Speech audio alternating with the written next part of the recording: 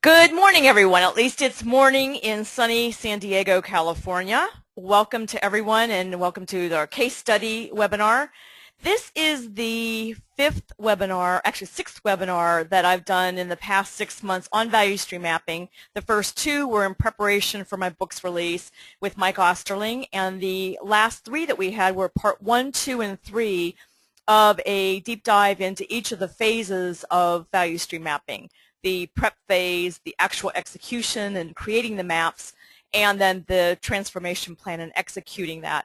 So I'm going to give you links in just a minute. If you didn't see those webinars, they have a lot of detail, technical detail, as well as some of the strategic thinking behind value stream mapping. Today's webinar is going to focus more on case studies. And one of the things that I wrestled with in preparing for this webinar is we've got 1 hour. How deep do I go? How many case studies do I show? Is it better to go more case studies and a little more superficial in information, or is it better to do fewer case studies and go deep? I chose the latter. Hopefully it was a good move. You can let me know when you sign out of the webinar. There will be a survey, and I'd love to hear your perspective on whether this was the right call or not. And if it wasn't, we can do another webinar down the road to correct what we did today. Life is an experiment. PDSA, plan, do, study, adjust. So let's get into it. First of all, I'd like to welcome all of you from across the globe. I know it's very late for some of you, it's very early for some of you, and I really appreciate you coming in live. You can always look at the webinars afterwards, listen to the webinars, and get the materials, but there's just something about being live that makes it a little more interesting, I think, for both of us.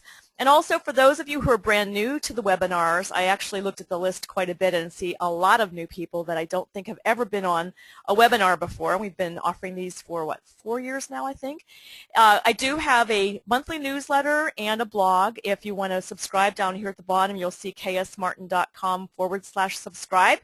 And I don't think it's particularly marketing oriented. We try to be very content heavy in the newsletter and in the blog as well. So hopefully you'll join us.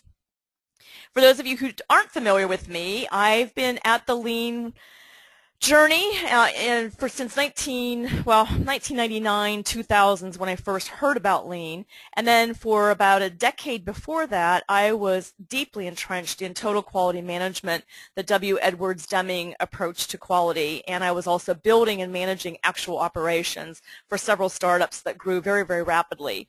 And so now what I do since 1993, when I started my consulting practices, I have a full team, and we do everything from coaching and facilitating actual improvement to advising organizations on business performance improvement and how to build a continuous improvement culture. And then we also do a fair number of workshops and things like that for internal improvement professionals as well as managers in pretty much every area of improvement there is. I also teach a little bit, I don't teach a lot, at University of California, San Diego, about 3 classes a semester, and I mean 3 actual days. In a semester there are 4 of us that teach in the Lean program because I'm on the road a lot with clients. And also the author of 4 books now, Value Stream Mapping, which this webinar centers on, came out just a couple of months ago. Then before that, The Outstanding Organization, and then 2 more that I co-authored with Mike Osterling, Just Like Value Stream Mapping. Well, they're not just like Value Stream Mapping, but just like co-authoring with Mike Osterling. So hopefully you can take a look at those if you need some help in those areas. And then I also wanted to, especially for those of you who are new, let you know about materials and slides and where you can get everything. So there's a standard convention we use for the URL to get to the materials 1 hour before all of the webinars. So it's always going to start with this string, and then it's going to be a 2-digit month, date, and year convention, and then underscore slides if you want 1 slide per page, and underscore handout if you want 2 slides per page, and to save a little paper with PDF on the end of it. After the webinar, we try to get the recordings up as quickly as possible, but sometimes can take up to 24 hours. There's a place on our website that you can take a look at those webinars and all the past webinars that we've done for these years, as well as 3 social media sites that are all /Karen Martin Group, and also SlideShare has the materials on them as well. So feel free to check out any of those, and you're welcome to put a whole team of people in a conference room and show those. I mean, they're free, so please take advantage of the learning that you can do with us here at Karen Martin Group. Now, let's talk about the future. So as far as where we're going with webinars, next month in April, I'm going to do one with Gemba Academy. And since I'm doing one with Gemba Academy, I'm skipping my own webinars. And so it's going to be Wednesday, April 23rd from 11 to noon Pacific time on value stream mapping from tool to management practice. So it's going to be helping us move value stream mapping up the organization into the leadership ranks and use it as it was actually originally designed to be used. And then I need your help on something. May, June, and July, we've got 2 dates in July, one's already committed, but we have 3 dates coming up where I'd like to hear from you on what you would like most to learn about. You know, I've been at this for many, many years, and I've been getting some requests lately to go back to some of the old topics that I have, you know, in all those different sites that you can get recordings. There are all kinds of topics from metrics-based process mapping, Kaizen events, A3, Kanban, 5S, visual management, leadership, continuous improvement, culture development, all of these different topics that it may be time to dust them off and refresh them and add new information and insights and examples and that type of thing. Or you might want something that I've never covered at all. So when you exit from today's webinar, so the dates are May 13th, Tuesday, June 10th, Tuesday, July 1st, Tuesday, and then July 31st is committed to a coaching webinar because I will have just come back from a 3-day coaching summit that's being co-sponsored by Lean Frontiers and the Lean Enterprise Institute. It's being held in Long Beach, California. I'm giving a workshop, an all-day workshop, as well as a concurrent session, and I thought it'd be great on that next day when I get back into the office to share with you some of the things I learned at the conference, because I always learn as well as a mini version of what I'm offering at that conference. But I would, of course, rather see you in person in Long Beach at the conference, at the workshop. So when you log off of today's webinar, what I'd love for you to do is not exit out of your browser.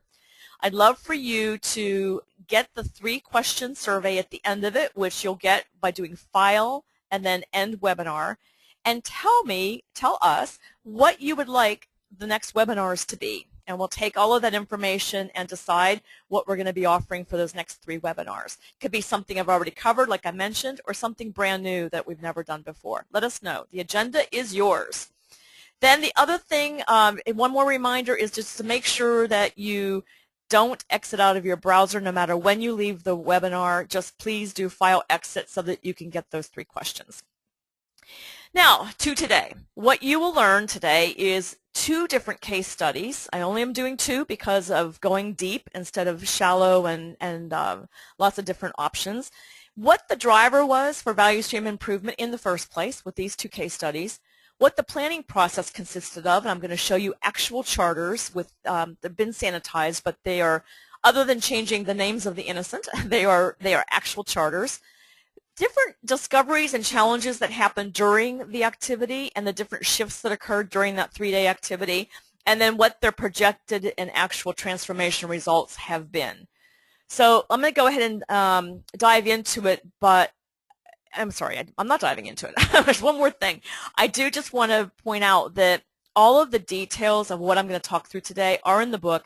Again, a webinar is only 1 hour. There's a lot more facts in the book that you can take a look at. And then I'm going to try throughout the webinar today to reference different sections of the book to kind of augment what I'm explaining on the webinar. And then also, for those of you who haven't heard about these webinars yet, there were 3 webinars given, and you can get on the webinar page. I just wanted to remind you about that. So what we're going to talk today is the full 5 stages of the value stream mapping activity, including the 3 days that you're actually mapping if you use the model that we recommend and have found to be highly, highly helpful. Oh, and one more thing. 2 more webinars that we did before the year started that are on the book page. Those are 2 more that you can have access to as well. All right. Many of you have not been on the first 3 webinars, so I'm going to just quickly refer to what a value stream is and make sure that we're not dealing with people thinking that it's a process level map, because it's not, and the case studies aren't going to make any sense if you think about it from a process or from a tactical perspective. So value streams are all of the activities that you go through to deliver on some sort of customer request. So it goes from the request to the receipt. You can have internal value streams that have internal customers. You can have external value streams with external customers. But again, it's from request to receipt. The way you think about work in terms of the granularity of work is that here's an example of the hiring process at a value stream level. This would be what we call a support value stream. You have the whole hiring value stream. And then if you break that down into the next level of granularity, you can chunk it into a bucket of recruiting activities, selecting a candidate, and then onboarding them once they accept the offer. And then if you break it down even further, you could take just the recruiting chunk of activities and see that there are these individual steps: writing the job description, posting the job internally, posting it externally, and advertising for someone. And then you can even break those down further into the step-by-step nitty-gritty details of how you go about, for example, posting internally, or how you go about posting externally. So you have, multiple levels. It's not just 3. It could be 5. It could be 7 levels of work that you're looking at. What most people in most organizations do when they want to make improvement, they tend to jump down into this tactical area, the weeds as we call it. So you get kind of tangled up in the weeds, and it's hard to make improvement when you're at that level because you're so mired in detail that it's just difficult to take a step back and look at the overall flow of work and fix those problems first before you get into the nitty-gritty detail. So value stream maps are strategic maps, and you're going to get a little hint here. Strategic meaning that the types of people that are on value stream mapping teams have to be those that are charged with strategy. So that means that your value stream mapping teams need to be heavily populated with leadership because they're the ones that are typically dealing with strategy and defining strategy, etc. Process level mapping is when you get the people who actually do the work, the front lines, maybe supervisors, maybe even middle managers, to do process mapping at that level. So I just want to get everyone thinking that we're talking macro, macro, macro for value stream maps. What happens is you can get above the work and see work from a different perspective. So I just flew back yesterday from a trip, a visit with a client in Washington, D.C., and went through JFK. And on my way back from JFK to San Diego, we went very, very close to downtown Chicago. And so I looked out, I saw this body of water, I had a window seat, and I said to the guy next to me, "Is that Chicago?" And he said, "Yeah, timing-wise, it seems like it is." And then we saw the Sears Tower. You could actually see some buildings that are characteristically Chicago. And so it was really interesting for me to think about value stream mapping in that moment, that looking down on Chicago from 35,000 feet or wherever we were provided such a different view of Chicago from being on the street in Chicago. And that difference in viewpoint gives you a very important perspective to look at big picture thinking and big strategic thinking in making improvement. That's the value of doing value stream mapping before you ever get too far down the improvement journey. So this is one example of a value stream map. They look very, very different because they are all visual storyboards of how work gets done from a customer request to a delivery on that request. You'll see in this value stream map there's a little bit of upfront work here before the customer actually says, "Okay, I want." And there's a little bit of work down here after they receive. So the customer wants and they get. That's the closed loop that characterizes a value stream map typically. There are a few times that you'd want to do a value stream segment, but much of the time you want to do a full cycle with your value stream map. The power of this visual storyboard that you get from value stream mapping is it does tell the whole story of how work passes through your organization. All these different colors represent different departments or different work teams. They're handoffs typically from one color to the next. And so then up here you'll see the information flow of how they're interfacing with IT systems, where they're getting information from, and you'll see that many of the systems aren't connected at all. These little lightning bolt arrows do connect some systems with one another, but there are an awful lot of systems that are standalone, which again is sometimes the first time that people have had that visual ability to see how disconnected their IT systems may be. And this happens to be a software development company. So this customer saying, "I want," is them saying, "Okay, sign us up. We want you to develop software for us. And at this point, they are now getting fully functioning software, or ideally buggy-free software. So that is the closed loop on this particular value stream.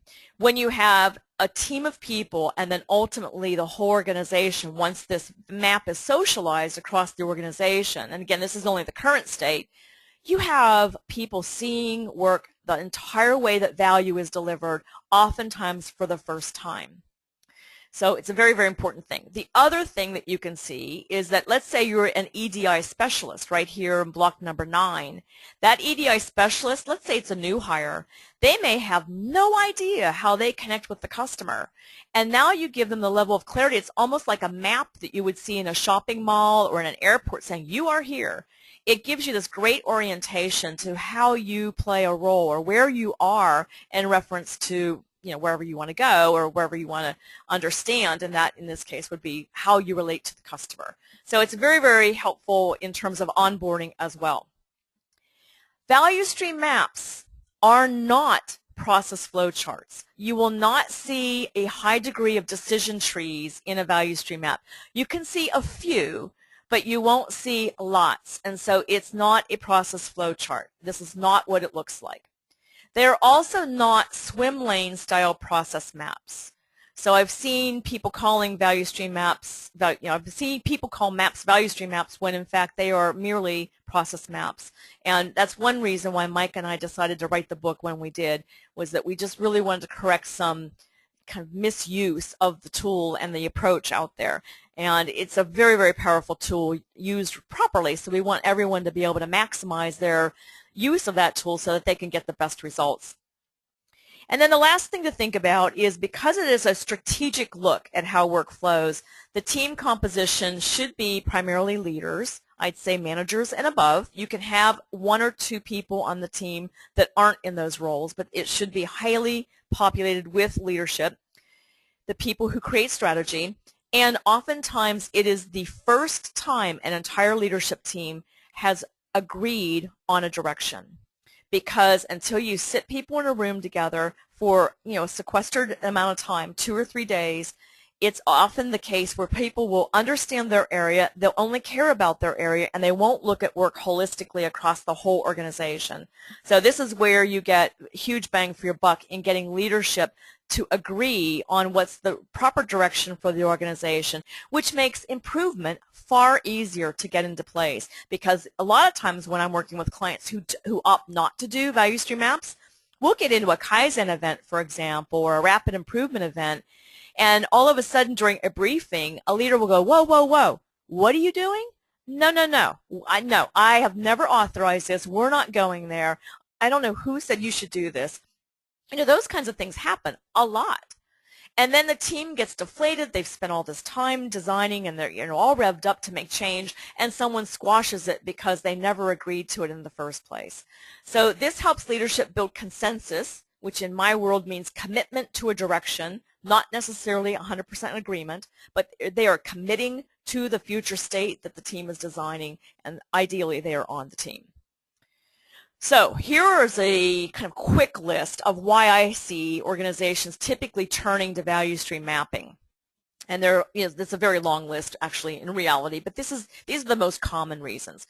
One is that they know they want to provide greater customer value, and they're not quite sure how exactly to do that, but they have a noble mission to deliver the best value they possibly can to the customer. Another reason is there will be a very defined problem, and the problems typically fall into these buckets of quality, cost, delivery, safety, and morale. So it could be that their expenses are out of whack. It could be that they're having an increase in quality problems. It could be high turnover or high safety issues. It could be speed issues. Customers are complaining, or they're not happy with the speed in which a company is delivering. It could be any number of those things. It could also be product features, but value stream mapping may not be the most effective tool to do. You can use value stream mapping and should be using value stream mapping to define the product development process, but in terms of innovating and creating new features on a product, that's not typically an activity that is best served by a value stream map. The other thing is to stay ahead of the competition. It could be that an organization's had the luxury of being one of the first or the only in a particular area. In the case of one of my clients, they've been the only person to produce something, and now all of a sudden 2 new competitors developed, and they're starting to take their market share. So they want to stay ahead of it. It also could be, the hospital's the only game in town, and now a new hospital comes into place. There's all kinds of reasons why you want to stay ahead of the competition. Could be that you've got some infighting, overtly infighting among the different departments in the organization, or it could be a very kind of unspoken but yet very, very present tension between different departments and different functional areas. Value stream mapping is very, very effective in surfacing and resolving that kind of interdepartmental and frankly interpersonal tension if it's leadership team that we're talking about. To develop its leadership team, most leaders are not brought up through process design and operations design and improvement ranks, so they aren't necessarily highly familiar with what it takes to make a great operation. So it's a very good development tool for leadership to go through value stream mapping as they learn how to define key performance indicators and how to manage processes on an ongoing basis, and frankly the amount of work it takes to manage processes properly and the amount of resources and commitment that it takes to do that. And finally, and this is what I'm working with right now with the client wants to just experiment with value stream mapping. They don't know what it really does. They've never done it. And so they're using the first value stream map as a very, very pure experiment to see how it works and just study it, and then I'm very sure that once they get through it, they're going to be very, very thrilled with it and use it extensively within the organization. But this is it's a very valid reason to just try it out, try it on for size. And then there are more than those reasons, but those are the big ones. So let's take a look now at case study number 1. So what I did for the case studies was I have, dozens of examples, and I picked one that was manufacturing and one, but it's mainly the non-manufacturing piece of it that was improved. And I picked one healthcare, and I've got, all kinds from every industry imaginable we've done value stream mapping in, and we've also done a ton of support value streams like the onboarding process, strategic planning process, annual budgeting process, contract renewal process, new client implementation process. I mean, there's a lot of support value streams as well. So let's take a look at case study number 1. This is manufacturing, and they chose to look at quote to cash. And the reason why they chose value stream mapping is that they had a new general manager on board who had extensive lean experience, and so he had been with organizations who had been very successful using value stream mapping and knew that that was going to be something he wanted to bring to his new organization. And his goal was, kind of non-specific. He just really wanted to take a look at what they're currently doing in terms of performance and have the team get real about the current state performance, and then to design a future state where you have a value stream comprised of capable, repeatable processes, right? So a little more of a generic goal, but nevertheless a very important one. Now I'm going to cut to the chase on this one.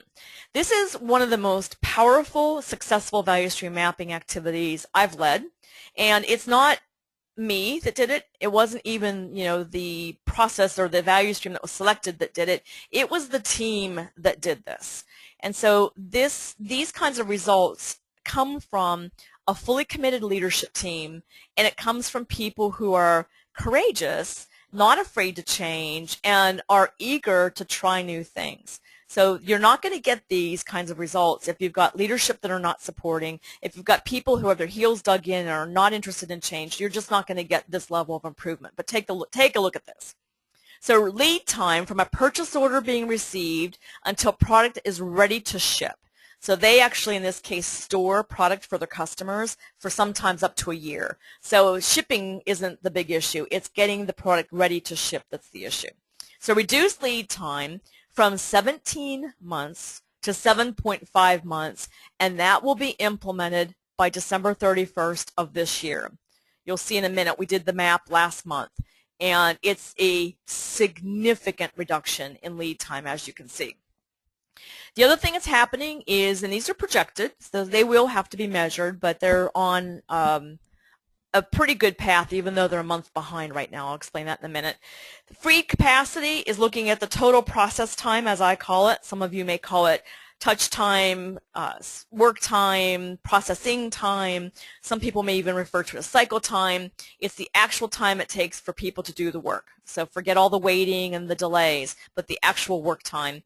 They're freeing capacity enough hours that it's the equivalent over the course of a year to having 23 new FTEs suddenly available to do work. And, you know, as most of you know, if you've been on a webinar and around the lean world, you don't lay off people using lean. That's not the purpose. In fact, it absolutely harms the whole lean journey. But what you do is you move them around. They can have different roles. They can move to more value-adding positions. They can, you know, in the case of paid overtime, you can have people not having to work overtime, so that could be a little bit of a financial savings. In the case of salaried people, they could go home at 40 or 45 days instead of having to be at work 60 or 70. You can use these people's time to then do more improvement. You know, there's all kinds of things, you know, more product development, get to know the customers better. I mean, there's all sorts of wonderful things you do with that freed capacity. But I want to note that in this company's case, that's 10% of their workforce. So it's like suddenly having 10% of your workforce come in the door, that extra amount of labor that's available to do good work.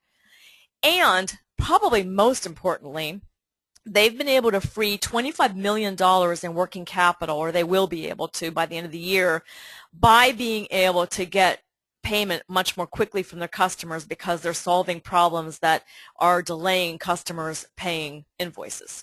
So $25 million in working capital for a company this size is pretty substantial. Now, where are they right now? They are 1 month behind. They had a CEO change, and so they just had to get the new person in place in order to continue on with the transformation plan because some of the changes are quite big. And so they are 1 month behind, but I just talked with the GM who's very, very confident that they're going to be 95% done by the end of the year on this. And of course, I am continuing to talk with them to make sure that that happens. All right, so let's talk about the charter. I've sanitized this, so we're just going to talk about equipment generically. You won't know what kind. And I want to show here specific conditions. We're going to now map only the land-based type of this equipment. I'll explain that a little more in a minute. There are 300 units per year in this particular type of equipment.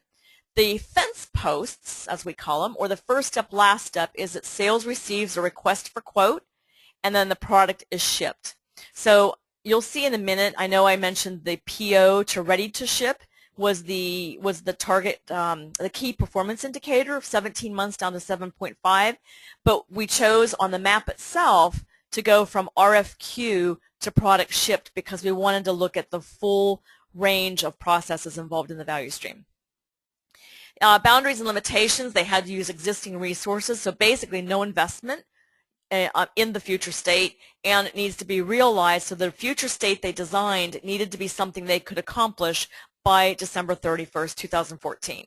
I'm not going to go through all the little details here, but you can see all the different sections on the charter.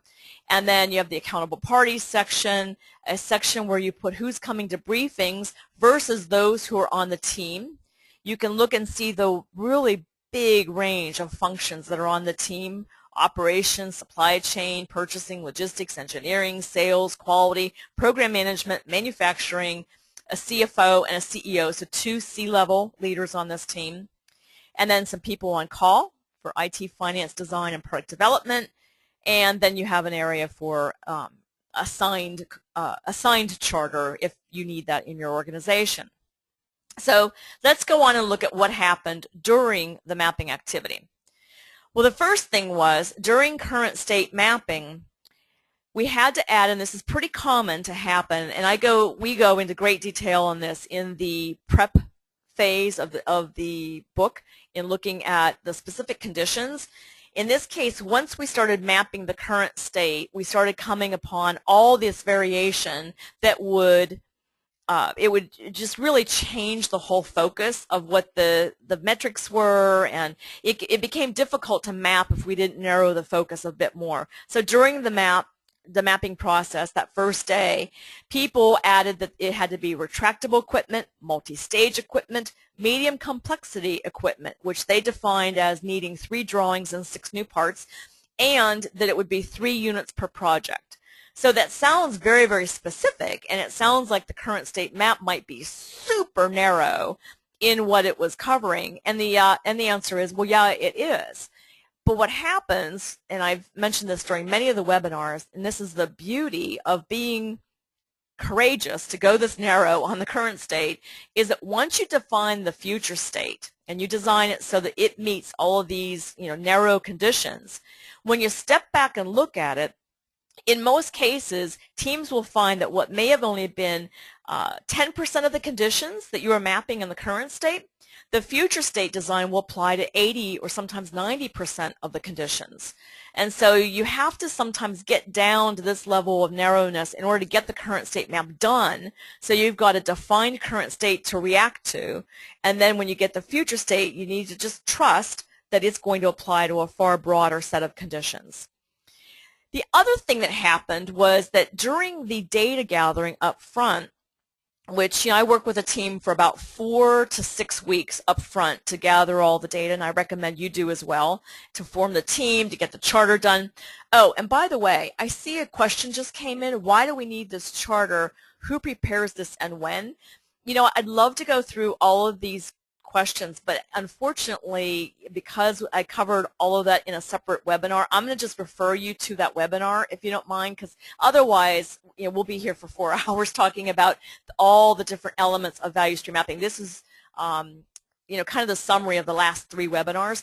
So the first webinar we did, part 1 of the 3-part webinar, was all the prep, and it goes into great detail on the charter. So if you go to my website, you'll see part 1 of 3. That's the webinar that goes into this, and the book, of course, goes into great detail as well.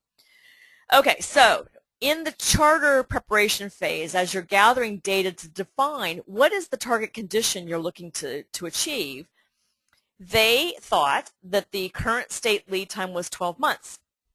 And there was some data to support this, but it was difficult to pull all of the right data we needed to be sure that it was 12 months. Well, once we got the current state map done, and in the process of that we were gathering more data, we discovered it was actually 17 months. So the moral of this story is that very often organizations don't really know their current state even when they say they do. And this is pretty common. It's happened probably 80% of my value streams, where in the actual mapping activity you're going back and adjusting the targets that are on the charter. And all you do is just go back, revise the charter to make sure that when you get done with mapping, the charter reflects what you actually did. So that's a common current state discovery. The other thing that happened was the fence post shift. Now, this is one I get questions on a lot. When do you decide to go ahead and allow them to shift during the mapping activity? And when do you say, no, the fence posts were defined up front, we are not doing scope creep? So I don't have a cookie cutter answer that applies to all circumstances, but I can tell you this, that as a facilitator, you have to be constantly wondering and listening and asking questions to clarify whether people are wanting to go beyond the existing fence posts because they're avoiding something, or because their appetite is very, very big and they want to eat the elephant all at once. And in that case, you say no and you stick to the original fence posts. Or is it because they're now having some discoveries that make it extremely legitimate and necessary to extend the fence post in order to capture a key improvement that needs to be made? So in this case, the last step was product shipped. Then we brought it in during the mapping to ready to ship, realizing that shipping was a little irrelevant because the customer may ask them to hold product for a year, and they're paying rent and a leasing fee as a result of that. But then what was discovered was during the current state mapping is that the cash problem that they were having was in large part because of way upstream issues in engineering design and delays in engineering design and confusion that was causing them not to be able to collect on their interim milestones. So they were able to collect part of the payment throughout the process because it's such a long process. And so this is when we said, all right, let's move our last fence post and let's have it be to cash received on the map. Our key performance indicators are going to be until ready to ship. But on the map, we want to reveal all the problems that are leading to a long lead time for receiving cash, since cash is king. So that's part of why we allowed that to happen. So it's a judgment call, and it takes some experience to know when to say no and when to say yes when a team says, you know what, we want to change this fence post. Another thing that happened was, you see here, one of the target conditions was standardize the change process to reduce the number of change orders. So change orders are, always a disruption to a process in the engineering world because they require a lot of work. Sometimes change order processes are very administratively burdensome and all those things. So you want to, of course, improve the process, but you also want to reduce the need for the process. So you want to reduce the number to the extent it makes sense. So you want purposeful change on reducing the number of change orders. Well, in this case, they discovered that quite a few of the change orders weren't even customer driven. So if the customer changes its mind, his or her mind, that's very different from the internal organization changing its mind. And so they refined this one to be reducing the number of internally produced change orders. So it was a good refinement of that target. So that's just kind of a kind of big picture view of some of the adjustments to the charter that happened throughout the mapping process. Now I wanted to show you what actual maps can look like. Again, every map is very, very different because it's a visual storyboard, but they should have anywhere from, say, 5 to 15, at the absolute most, 20 process blocks. Each one of these post-its represents a process block. And you can have some process blocks that are in parallel or concurrent activities being done. We call them parallel processes. You can have serial processes. You have IT systems and all kinds of information flow, showing what's going on. And here we have our version of whiteout. When arrows to and from different process blocks, they found out, no, that's not how it goes. And so we had to use some masking tape to X out those mistakes. And you basically see, a timeline along the bottom. So you've got all the key components of a value stream map: information flow, workflow, and timeline. Those are the three components of the current state. And then for the future state, I typically, if possible, we raise up the current state up to the ceiling, but keep it on the same wall, and then lay new paper below it to do the future state map. Future state map has Kaizen bursts, these little stars that you see here, that contain the improvements that need to happen in order for this future state to become the current state. And then it also has a timeline, and this time the timeline isn't actuals, it's projections. So if we get these improvements in place, what is the process time and lead time likely going to be on this process block? If we get this improvement in place, what is the quality likely going to look like in the lower left-hand corner here from this person's output? And again, if you're new to the webinars and you don't know what that quality and process time and lead time, what the key metrics are, I cover them in the first two webinars that are on the book page, and I cover them actually in almost every webinar I do because they're such key metrics to measure processes. So you can find them in almost any webinar that I've done, and then also the books. Every one of the books includes the metrics. So it looks pretty much the same, except that you'll notice that there's a little more happening in parallel, not a lot. I think across here we had 1, 2, 3, 4, 5, 6, 7, 8, 9, 10, 11, 12, 13, 14, 15, 16, 17 blocks across on the current state, and 1, 2, 3, 4, 5, 6, 7, 8, 9, 10, 11, 12, 13. So there were 4 handoffs that were eliminated in the future state, because each one of these blocks is a handoff to a new area. And you also will see that there's the beginnings of their IT systems, but at the time I took this photo, they hadn't put all the IT systems up there. So this does not mean that they're getting rid of all these IT systems. We just weren't done yet. So that's what the actual, kind of post-it version of current and future state looks like. Now, the other thing I want to talk with you about is what happens during the briefings and what happened during the briefing. And in this case, this is a very large briefing. Typically, the briefings have maybe, another 5 to 8 people come that aren't on the team but are leaders that are key leaders over the areas that are going to be affected by the value stream transformation. Or they could also be leaders that you just want to basically, show them what value stream mapping is like and what a 3-day activity is like and what teams are doing on the first day, the second day, and the third day. In this case, we made a strategic decision during the planning process to invite the entire sales team, the ones that were there, and the entire account management team, and because this was brand new leader, brand new thinking, and they wanted to get early buy-in from the sales team because the sales team had been complaining about some key issues for a while.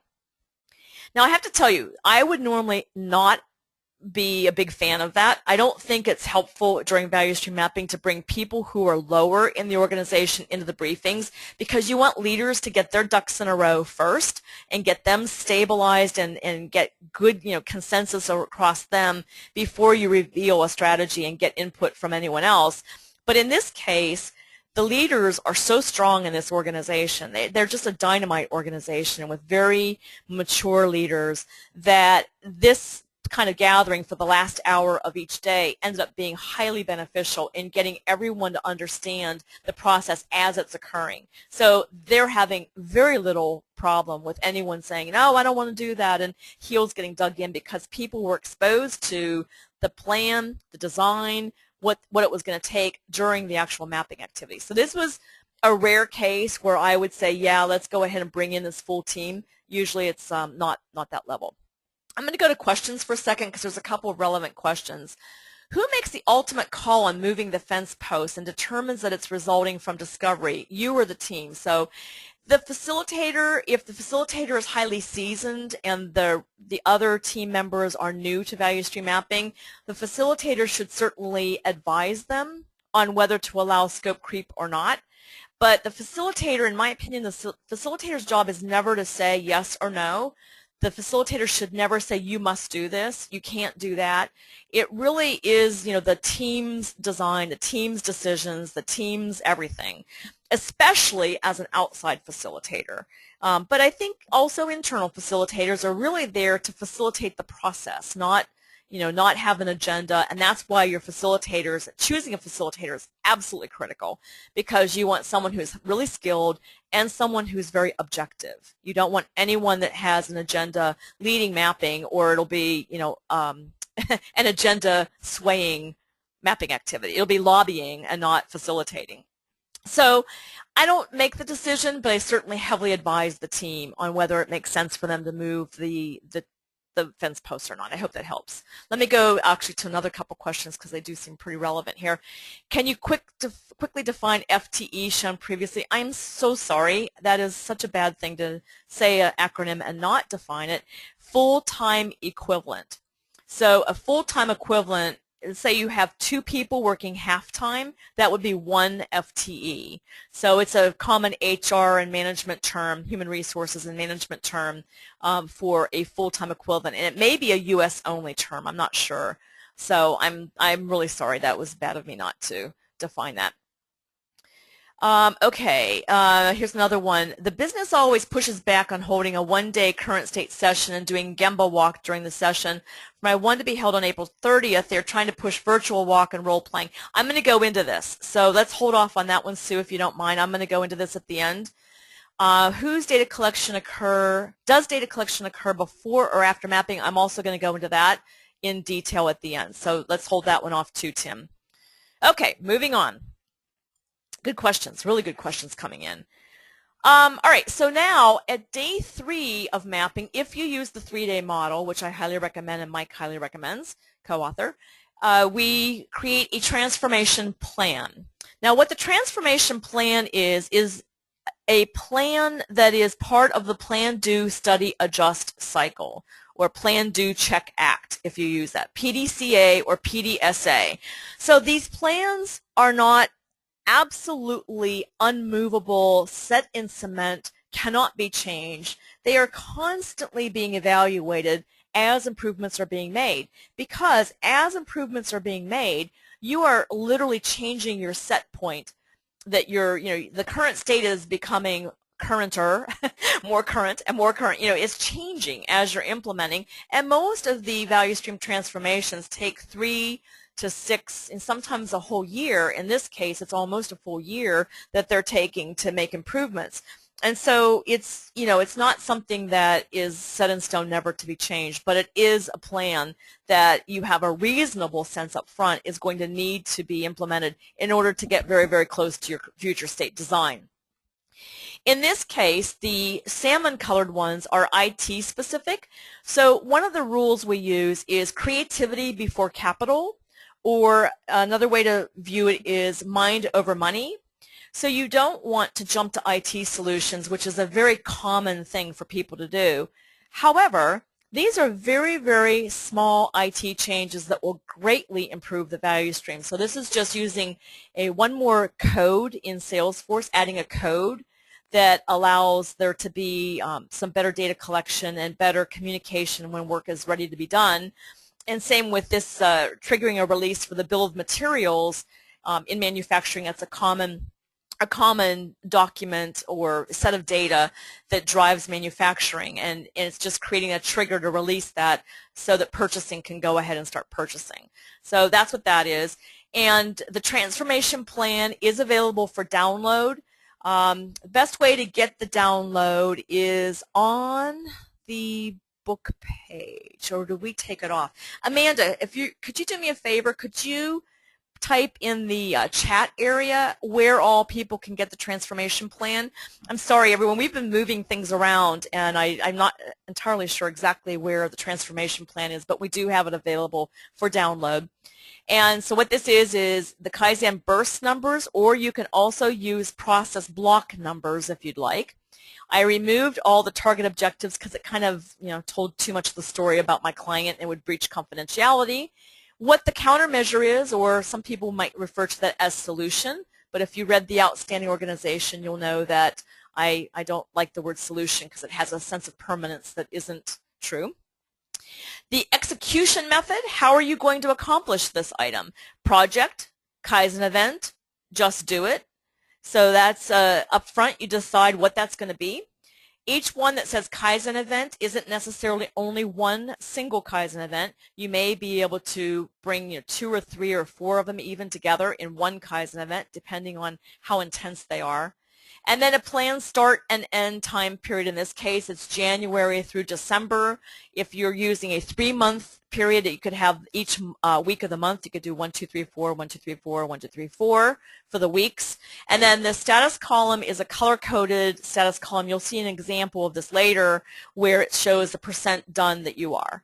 So that's the transformation plan. So there are 3 deliverables if you use the 3-day model: the current state map, the future state map, and the transformation plan.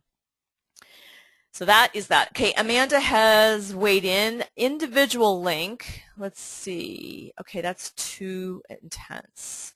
Okay, Tim, thank you. Let's do. So my website, as most of you know, is ksmartin.com, and then just do /downloads, and that will give you the transformation plan. Okay, so now let's move to what happened that wasn't reflected on the future state map with this particular client. In this case, they had, what they're doing is getting far better customer information up front, and this is something that is very common, that teams will say, well, we can't affect the customer. We can't influence their behavior. Oh, yes, you can. It is very, very easy in most cases to tweak customer behavior. After all, they want you to be successful. They want you to serve them, and so it's usually not nearly as difficult as you think it's going to be to get them to give you better information up front when you define what your needs are and give them a reason why and all that stuff. These folks also didn't have a good kickoff meeting that was cross-functional, so they're putting a proper kickoff meeting in place, and that will help a lot in terms of communication and workflow. They're putting in a stage called PPAP. It's testing the parts that they get before they start production instead of doing it during production, so that shortens their lead time. They're adding pre-production trials instead of waiting until you get into production and having a possible problem. Clarifying all of the roles and responsibilities, a big part of a lot of the value stream mapping activities I've gotten involved with, and incredibly reduced tension between engineering and production. You could cut a knife could cut the air on day one in the room between engineering and the production folks, and by the end of value stream mapping, their relationships were amazing. And I see this over and over and over. I've been with clients for 2, 3, 4, 5 years, and it never goes back to that tense period once they understand each other. So it's a huge side benefit of doing value stream mapping. All right, so their defined key performance indicators at the end of this is total lead time, percent of on-time delivery, so they wanted to measure that, the total process time so that they could look at how much freed capacity they were getting, and the number of internally produced change orders. So each value stream will have a number of things that you're measuring throughout the value stream, but the value stream owner, whoever that might be, assuming you have one, will have 2 to 5 key performance indicators on a dashboard that is what they're using to give a broad view of, is this value stream working as we want it to? And in a big picture level, is it working like we want it to? And that's what the 2 to 5 key performance indicators need to accomplish. So that is it for a very quick nutshell.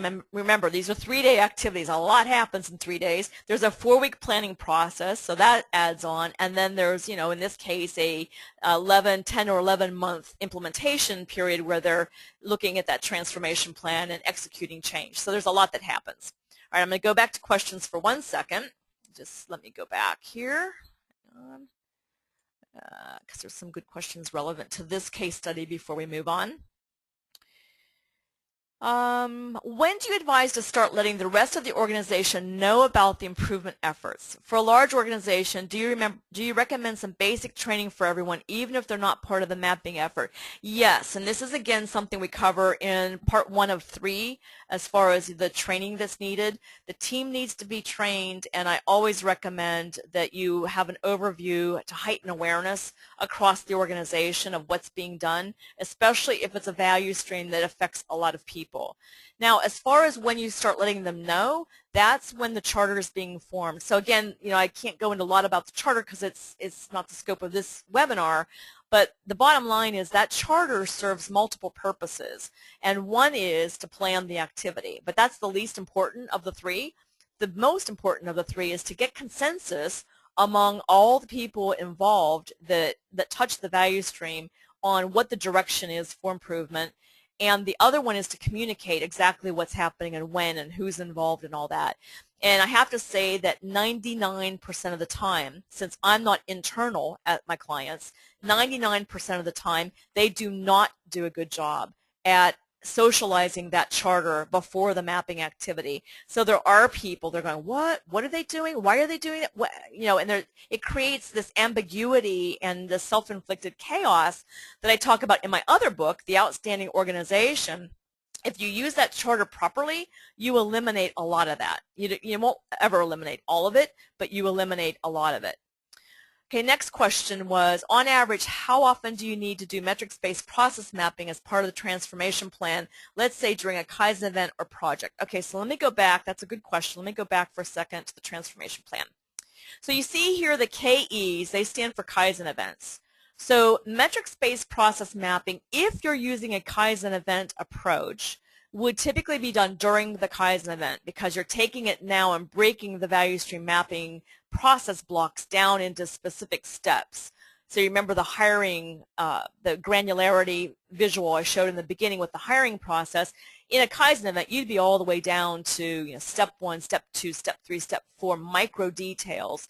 And you would do that before. You could do it, you would do it during a Kaizen event. You could do it before a Kaizen event if you don't have any trouble getting the same team, but you need to use the same team doing process level mapping as you're using for the Kaizen event, or you'll have all kinds of delays in discussing why did they decide that, and you really want the same team doing that. So during a Kaizen event, I would say of all the Kaizen events I've ever facilitated, we've done metrics-based process mapping in about 70% of them, 70. You don't need them for all Kaizen events. Like, for example, if you're just improving the quality of something, it may not be a process issue. It may be that you need to set criteria and create checklists and that kind of thing. It wouldn't be a really process redesign. But if you're doing, say, shrinking the time it takes or getting rid of redundancies and gaps and things like that, then you would need process level mapping. I hope that helps.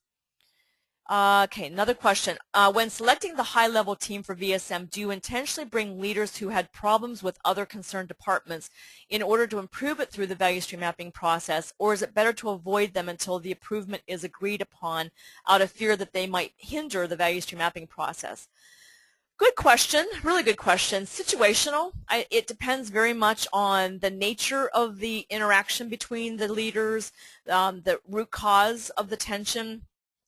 Typically in the planning process, when a client says to me, you know what, I don't think we want to have, Sally and Joe on the same team, I always perk up. I mean, that's music to my ears to hear that there's tension. And so I'll say, well, why? Oh, they just having really hard time getting along. And when I hear that, I almost always say, because you're saying this, absolutely they need to both be on the team, because these value stream mapping activities, when they are properly facilitated, heal relationships beyond anything I've ever seen in my life in improvement. So they need to be on the team. Now, there may be a reason, and I have recently excluded one leader from a team very strategically, because it wasn't an interpersonal problem, between two leaders, but rather someone who is probably on his way out and is quite an obstacle to success and improvement. And it just was going to make the team get dragged down to include him in the mapping. And I have to tell you, it was very, very strategic. Hours of conversation about whether to exclude this gentleman or not. So that's why it takes 4 weeks to get that charter together and to put a good team together. You don't ever just put a team together, slap them together, and go map. You need to be very, very thoughtful on the purpose of every single person being on that team in order to get the best results. And since it's a Ferrari, I want you to get Ferrari results. You don't want your Ferrari to sit in the garage or have to force it to be in a 35-mile-an-hour zone.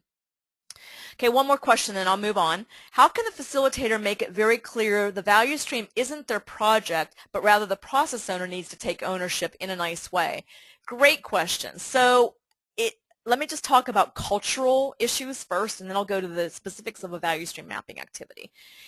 In an organization, and I know who you're with, who asked this question, in an organization that has people designated as improvement professionals, I've been harping on this for about 4 years now, that the purpose of those people is solely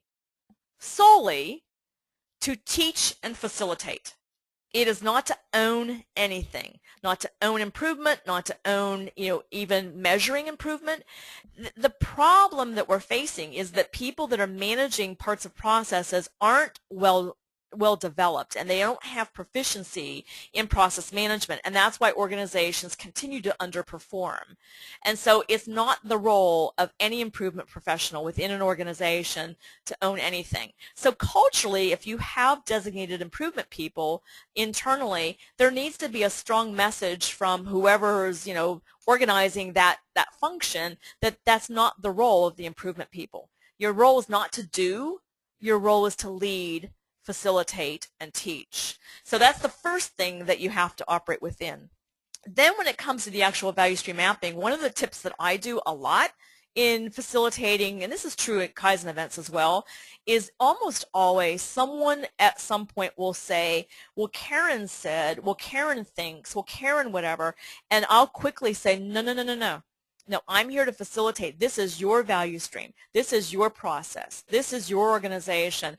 You are the experts. I'm not the expert. I'm the expert in managing process development and process re-engineering and a team and getting results, and that's what I'm the expert in. You're the expert in the work. So it's not my decision ever on what's happening. And then when it comes to the transformation plan, notice these owners here. I'm not on there. They're the ones that are owning each one of these transformation, each one of these countermeasures that needs to be implemented. And then when it comes to managing the value stream and managing each of those processes, there are also internal people that are the ones designated to do that. So I'm never the one that's, that's involved on an ongoing basis. I hope that helps. Okay, let me go ahead and move on. Let's go to case study number 2. Yeah, I think it was a good thing for me to only pick 2, huh? It is now noon West Coast time.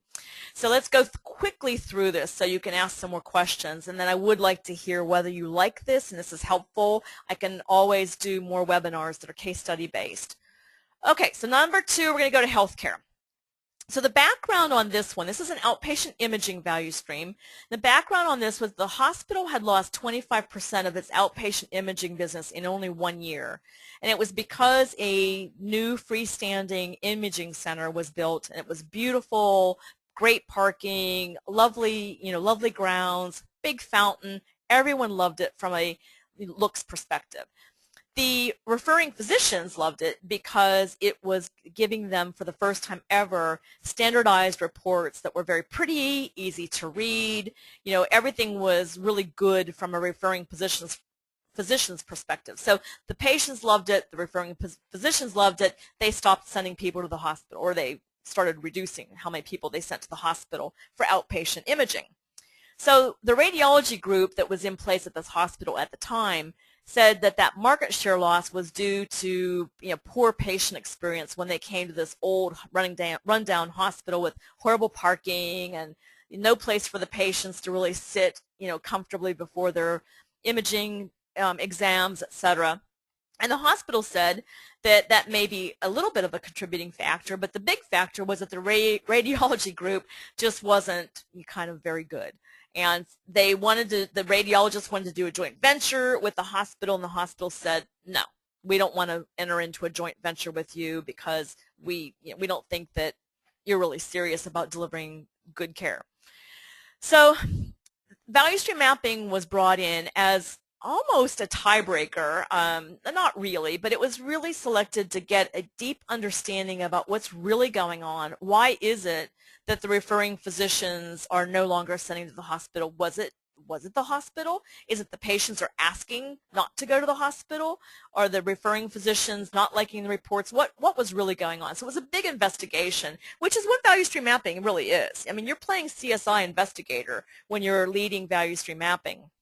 So they brought me in to lead this effort, and here is again, a sanitized version of the charter. The team decided, the planning team, which is usually the executive sponsor, the value stream champion, and the facilitator, and I was the facilitator, not Joyce Mapper. But the team decided that CAT scans were worth looking at, because I'm going to go ahead and then I'll come back to this for a second. If you look at imaging, you've got inpatient and outpatient. Again, this is hospital-based imaging. And then within each one of these, you have 4 different kinds of imaging services: X-rays, MRIs, CAT scans, and mammography. And then there's also invasive radiology and that kind of thing. So the thought was, let's look at CAT scans because it's 30% of our volume, so it's the largest of the 4 volume-wise, and it's the most profitable. So losing those CAT scan referrals is a bigger deal than it is losing an X-ray, for example. So when you're focusing in, you do have to get fairly narrow and make some sort of a determination on what your selection criteria is going to be. You can use the highest volume, you can use the most profitable, highest margin. You can say which one's the most painful, or you can also see where you have the most supportive leadership, because it could be that there's someone overseeing the MRI area that's going to have their heels dug in, and for your initial effort, you're not going to want to go there. You want an easy win, an early win, W-I-N, win for your first effort. So they chose CAT scans. So you can see that the fence post was from the physician's office calling to schedule the appointment until the physician receives a report. So this is request to receive, full circle. And you can see the team composition was a director, vice president, director, radiologist, lead tech, so this was the only managerial person, a office manager from a referring physician's office, the manager of imaging, and director of IT. So you see that we have a radiologist here. Let's talk about that. In this case, radiologists were not salaried employees of the organization. They had to be paid for a 3 full-day activity, and it was mucho dinero, lots of money. But in order to get a good future state that is going to really move your organization forward, you have to kind of put aside any financial needs and get the right team. The right team is what matters, and even if it costs you a little bit of money. So this hospital was very brave, and by the way, you'll see some Kaizen events on their transformation plan. One of their Kaizen events was a 5-day Kaizen event, and it had 2 radiologists on it because it was all about the actual reporting and all of that. 2 radiologists paid their full salaries for 5 days on a Kaizen event is quite a commitment, but it is absolutely the right thing to do. So if you're on the phone watching this webinar and you're in healthcare, you really need to talk with your leadership team about paying when you need to pay physicians to be on your teams. But anyway, I digress. Let's get back to look at who comes to the briefings here. The CEO, the COO, the Vice President of Finance, Vice President of IT, and the Chief Medical Officer. So daily briefings, last hour of the day, those are people who aren't on the team that need to, and you'll see that we have some required people. So the COO and the VP of IT were the 2 that were required to come, and the rest were optional. So it was a 3-day activity, and this is the current state map. Unfortunately, I didn't get a future state map picture. I don't remember what happened, but something happened that I had to get out of there in a hurry, and I just didn't get the picture. But this, you'll see the electronic version of the future state in just a minute. This is the current state. You'll see lots and lots of IT involvement, and nothing is talking to one another at all. That's why we had a heavy IT representation on the team and at the daily briefings. Now here's an electronic version of that picture. So take a look at the picture again. There's the manual, paper and post-it, which you should always and forever do. And then if you need to, if there's some value in putting it into electronic form in order to share it and to present on it and that type of thing, you can do it. But if you don't need this, just use the picture. And this is the electronic version saying that their current state discovery was, it was a collective touch time or process time of 59 minutes, so almost an hour of time that took 4 days for the physician to get the report. And by the way, that 4 days was from the check-in, when the patient checked into the hospital to have the outpatient service, till the physician getting the report. That doesn't count the time it took for them to get to the hospital with the appointment scheduling. And the reason why we decided to carve that off is because the patients were in some cases asking to push the appointment out for a week because they wanted to use it on a day off. They wanted to go on a day off or something like that. So it was irrelevant to the lead time to include that scheduling piece. And that's where you have to just make some calls as a facilitator on what to include in your timeline and what not to. So that was the current state.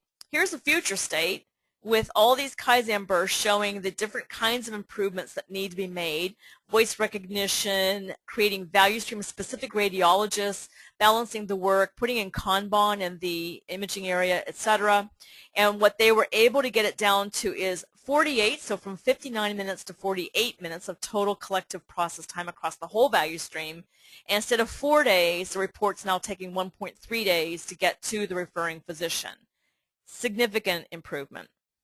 So the kind of report I like to show leaders, because it's just easy to see, is a table, a very simple table with the key metrics before, after, and the percent improvement. Now, this was at one point projected, and these are the actual measurements that they hit after they implemented the full transformation plan, which you'll see in 1 second. But I want to just point out something. There was a surprise discovery during this activity, and this is not uncommon to have surprises, by the way. In the middle of the current state, we went to the Gemba, and we were talking with actual techs, in the department, and through a series of comments, we started piecing together high turnover rate and started doing a root cause analysis of why that was. And when we finally put it all together, we realized that they had 100% turnover in 1 year, and no one had raised that issue during the planning process for this activity. So, you can do all the planning in the world, and you're probably going to have a few surprises during current state, which is good. I mean, it's great to have them be surfaced, and you want to shine a spotlight in every dusty, cobwebbed corner that you can. But just don't be surprised if you go, well, why didn't we know that beforehand? The point is, you know it now, and now you can deal with it. So that was a big surprise. And the other thing that was interesting is that if you look at just the text reduction in process time from the current to the future state and multiply that times the number of outpatient CAT scans they do per year, that reduction, this is where single hits add up, as I always say. You don't need to go for grand slams and home runs all the time. Single hits add up. That reduction in their lead time, just the text portion, allows that hospital to now earn $500,000, so $500,000 in annual revenue, assuming the market comes back. So assuming they get those referrals again because they've made the improvements, they can now take on $500,000 more in revenue without hiring one more person, and without any more equipment. That is the kind of value stream result that makes leaders really perk up and go, whoa, this is powerful stuff, to be able to get $500,000 in additional revenue without spending a dime. Well, except on me in this case, because I was the consultant. But believe me, that's a significant ROI, return on investment compared to my fees. So it's really big stuff. Transformation plan for them looked a little different than the other one you saw. They used arrows, a little more Gantt chart looking for beginning and ending. This was actually a 5-month improvement cycle. And the status bar I mentioned before, this is how it's programmed in the downloadable version that you'll get. That's how it color codes, so you have a visual to show what % done you are. And you go through this transformation plan, once or twice a month. Twice is what I recommend.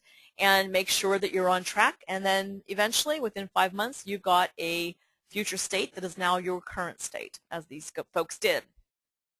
Now, a couple of interesting developments on this. The worst lead time problem was very, very easy to fix. This is not unusual, and it was because the queue to get into the radiologist reporting module was very cumbersome. It took a IT tech 20 minutes to fix it, and boom, it was done, and it solved a long-standing lead time problem. Then during going to the Gemba, the Kanban, and 5S work, the team discovered a lot of expired and obsolete material, a lot of money there that they fixed. The relationship got far better between the hospital and the radiologist, so they never did do the joint venture with this particular radiology group, but it made the relationships far better. One of the improvements got reversed. This is the only time ever in all my years of doing this that one of the Kaizen bursts got implemented and then reversed, and it's a long story on why it did, but it was the good move to reverse it. Implementing the voice recognition was the only thing they didn't get done in the 5 months. It ended up taking 2 years due to technology issues. This wasn't, just distraction issues and things like that. There was an actual problem with getting the voice recognition software to work. And then the other thing they did was they created a break room, and this was a big aha for me. The techs were really far from the cafeteria, and they had very short breaks. So their morale was pretty bad for a lot of reasons, but one of the things was that this room was a storage room, and it had their coffee maker, microwave, and refrigerator. And after a course of one Kaizen event, they cleared this whole storage room out, and they actually put a table and a couple chairs. They had a little break room, and everybody's morale went through the roof. It's amazing what small things can do to help a team, which improves their productivity, gets better results, the whole bit. So these small things can happen from value stream mapping during a Kaizen event. So I have a couple tips, and it's 12:14. I got yelled at the last the last webinar for going over, but I'm going to go over for just a few minutes because I want to get to something. I'm sorry if you have to get off, but I really, really want to get to this. Make sure that you have leaders on your team and not frontline people. Value stream mapping is strategic. You may want to do virtual Gemba, but only if you absolutely have to. So here's what I do as an outside consultant when people start suggesting virtual Gemba. The only time I say yes to it is if Gemba's in another country or another state. If it's maybe even an hour away, I won't take the team's time to go there. We'll do virtual Gemba for that. So going to where the work is actually done is a key part of value stream mapping. The other time I'll do it is if we have people that are in a very tough area to go into.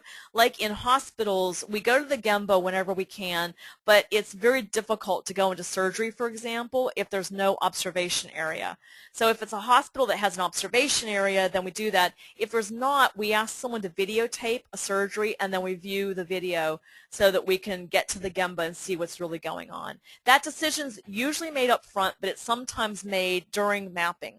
The one thing that's important if you are going to go to the Gemba is to prepare the people in the work areas what going to the Gemba is and get them comfortable with the fact that leaders are going to ask them questions not in a blamey way but in a curiosity way, and that they really need to tell the truth for the leaders to understand. So there's a lot of leadership shaping I do up front to make sure that when we go to the Gemba, they're asking questions the right way and it's a safe environment to hear the truth.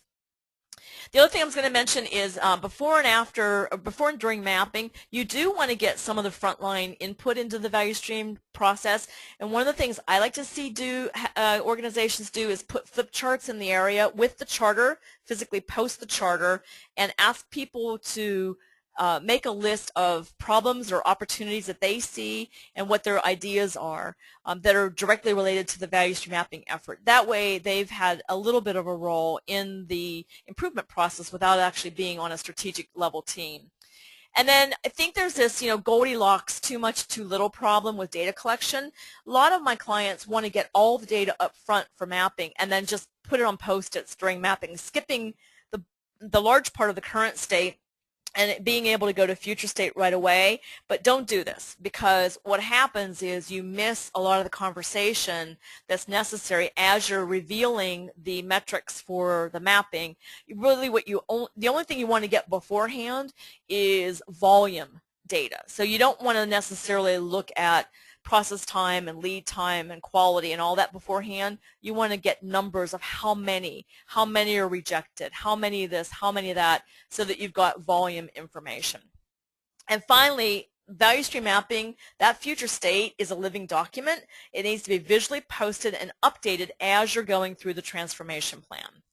So it's very important. I see a lot of organizations create a future state and then they never look at it again. That's like trying to build a house and never looking at the blueprint.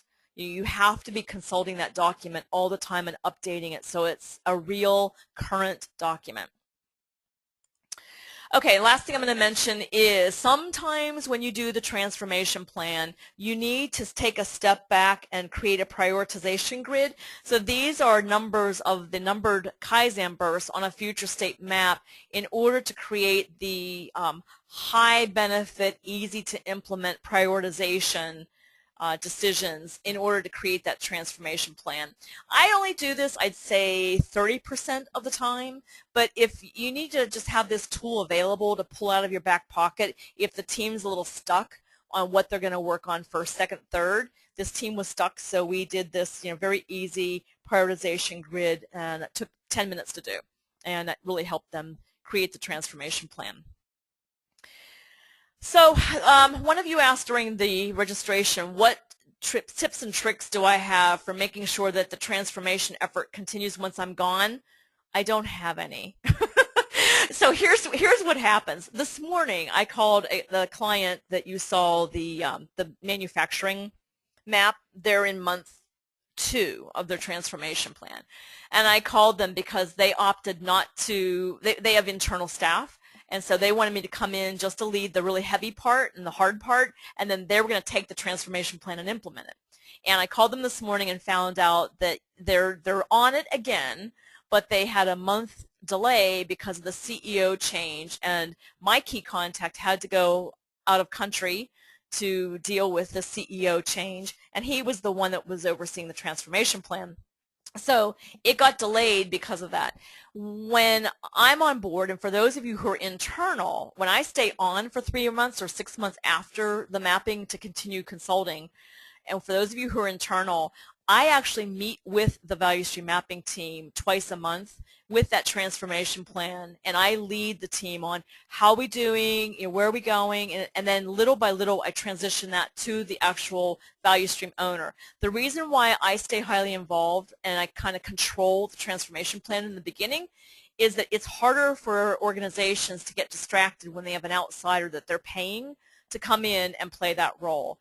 But I do transition it over after about 3 months to the person that's overseeing the whole value stream, whoever that is. But I often will stay there so that they're, kind of forced to be accountable to someone who's going to come in twice a month and say, where are we, and help them work through any obstacles. Most of the time, the obstacles are distractions and competing priorities and things like that. So, I'll just help them figure out how to get back on track and be able to focus on those improvements that need to be made to realize that future state. Okay, so there's just a couple more questions. I'm going to go ahead and take them. Again, I'm sorry if you have to get off the phone, but let's just go ahead and go through these. So the question is, charter target to improve staff morale. How do you measure this? Usually surveys. I do a fair amount of survey monkeys beforehand. I'll create just a quick 5-question 5-point Likert scale, from high to low, and we'll give that to a certain part of the staff that's most affected by the value stream if morale is an identified problem. If it's not a problem, then I don't survey them, but I love using surveys before value stream mapping to get some data. Next question, have you ever done a current state, then break for 2 months and do future state? There's sometimes resistance to commit for 3 days. No, and I don't recommend it at all. When you break even for 2 weeks, your current state is no longer current. So it's not something I recommend at all, and I think it really delays and messes up the value stream mapping process. Now, do you want to do it 1 day each week for 3 weeks? Perhaps. But I have all kinds of things I say to people when they won't commit for 3 days, and one of them is like, how long have you had difficulty performing in this value stream? How long will you continue to have performing in this value stream if you don't do this? What's 3 days in the big scheme of things if you've been dealing with something for a couple years? Those kinds of things. So I think it's important to really do a good job selling the need for 3 consecutive days. And only not do it in the most dire circumstances where you absolutely cannot. Okay, I have Emily. I see your hand up. I'm going to put your hand down for a minute, and then I'd like you to put it back up if you want to ask a question verbally, because I just am not sure whether it was a mistake or whether you want to ask a question verbally. Okay, so it's not going up, so I assume that was a little, that happens a lot. People's hands go up. Okay, next question. Might not be able to talk about this in a specific webinar, but where does A3 fit in? Oh, good question, and yes, you're right, it's out of scope. Values in a very, very long answer, but I'm going to summarize it in one sentence. Value stream maps can be part of what you use to execute a problem through the A3 process, or you could even need to do an A3 as you're transforming a value stream. If you identify big problems that are kind of meaty, you may need to use A3 during the value stream. Okay, next question is, hang on, let me go back. How frequent should a value stream map be done for a single value stream to ensure continuous improvement? Well, ideally, if you've got a value stream owner, you're constantly looking at it. If you don't have an owner, then you're going to continue to break, put it together again, break, put it together again, break, put it together again. So your cycles between improvement should be as narrow as possible. For sure, no less than once a year, and that is a lot to ask for most organizations that don't have good value stream ownership in place, which is why you really need to get value stream ownership in place.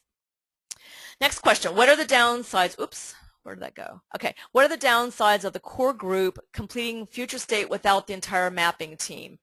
Significant. I mean, the whole point of doing a team-based activity is so that you get up to 10 people and only 10, so 6 to 10 people all seeing the current state through the same lens, all agreeing and committing to the future state, and all taking an active role in implementing the improvements that are needed to realize that future state.